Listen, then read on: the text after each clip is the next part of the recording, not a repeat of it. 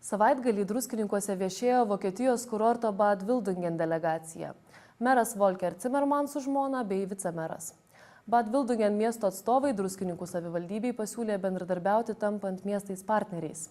Oficialaus vizito metu delegacija aplankė Grand Spa Lietuva, turizmo ir verslo informacijos centre įsikūrusį kempingą, apžiūrėjo naująjį tiltą per Nemuną bei baigiamą statyti slidinėjimo trasų kompleksą.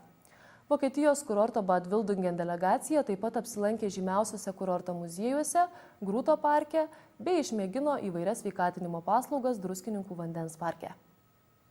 Vor vielen Jahren im Bad Wildunger Stadtpark. Prieš daugelį metų jau buvo tokia kilusi idėja miesto Bad Wildungeno taryboje bendrauti su miesto iš buvusios Tarybų sąjungos ir konkrečiai būtent per garsią muzikantę Guodą Gedvilaitę, kuri susijusi konkrečiai su vienu ir kitu miestu, ši partnerystė ir užsimezgė. Gedvilaitė dieser Anstoß und wir haben den sehr gerne aufgegriffen. Eine Stadt in einem großen Aufbruch, das ist sehr positiv. Miestas didelėme lūžyje teigiama prasme, nes aš matau, čia labai daug kas statoma, daug kas daroma, tai yra labai pozityvų teigiama. Und wenn ich sehe, an wie vielen Stellen hier auch gebaut wird und entwickelt wird, das ist sehr positiv.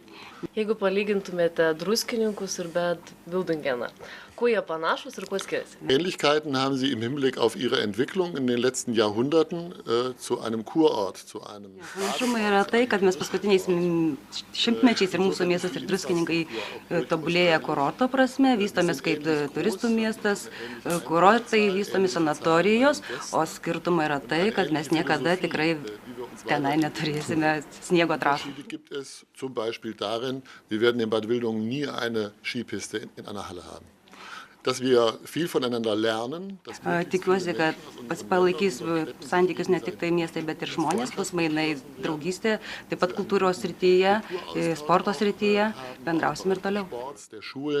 Das ist das, worauf ich hoffe.